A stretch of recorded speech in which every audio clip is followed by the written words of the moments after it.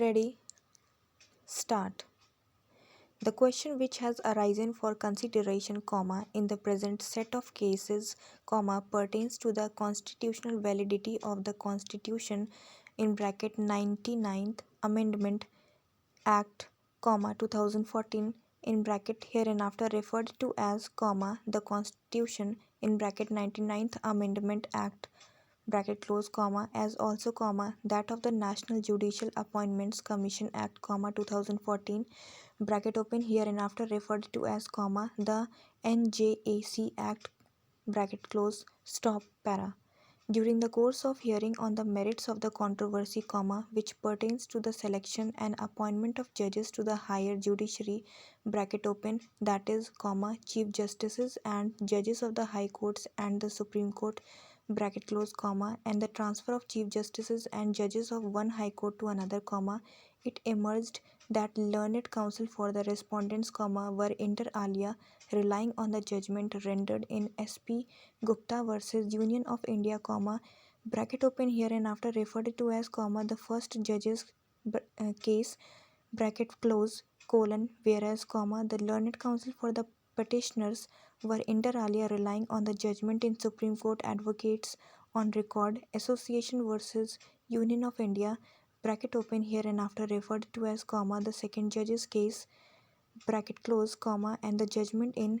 Re Special Reference Number 1 of 1998, hereinafter referred to as, the third judge's case, stop para. Per se, the stance adopted by learned counsel for the respondents in placing reliance on the judgment in the first judge's case, was not open to them stop. This, for the simple reason, that the judgment rendered in the first judge's case, had been overruled by a large bench, in the second judge's case, stop, and furthermore, the exposition of law declared in the second judge's case, was reaffirmed by the third judge's case, stop para. Visualizing, that the position adopted by the respondents, was not legally permissible, the Attorney General, the Solicitor General, and the learned counsel representing the respondents, adopted the only course open to them, namely, to seek reconsideration of the decisions rendered by this court in the second and third judge's case, stop. For the above objectives, it was asserted, that various vital aspects of the matter,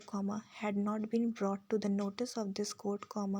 when the controversy raised in the second judge's case was canvassed, stop. It was contended that, had the controversy raised in the second judge's case, been examined in the right perspective,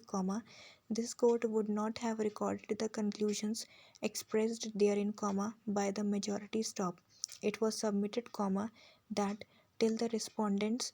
were not permitted to air their submissions, with reference to the unacceptability of the judgments rendered in the second and third judge's case, it would not be in the fitness of matters, for this court to dispose of the present controversy, by placing reliance on the said judgments, stop para.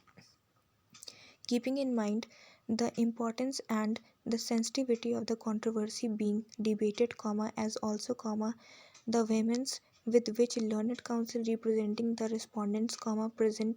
passed for a re-examination of the judgments rendered by this court,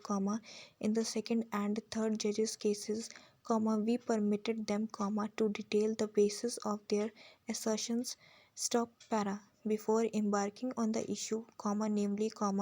whether the judgments rendered by this court in the second and third judges' cases needed to be revisited, we propose first at all, to determine whether or not it would be justified for us, in the peculiar facts and circumstances of this case, keeping in view the technical parameters laid down by this court, to undertake the task, stop. In case, we conclude negatively, and hold that the prayer seeking a review of the two judgments was not justified, that would render a quietus to the matter, stop. However, even if the proposition canvassed at the behest of the respondents is not accepted, We would still examine the submissions canvassed at their behest, as in the matter of such extreme importance and sensitivity, it may not be proper to reject a prayer for review, on a mere technicality. We shall then endeavor to determine, whether the submissions canvassed at the hands of the respondents, demonstrate clear and compelling reasons, for a review of the conclusions recorded in the second and third judges' cases. We shall also venture to examine, whether the respondents have been able to prima facie show,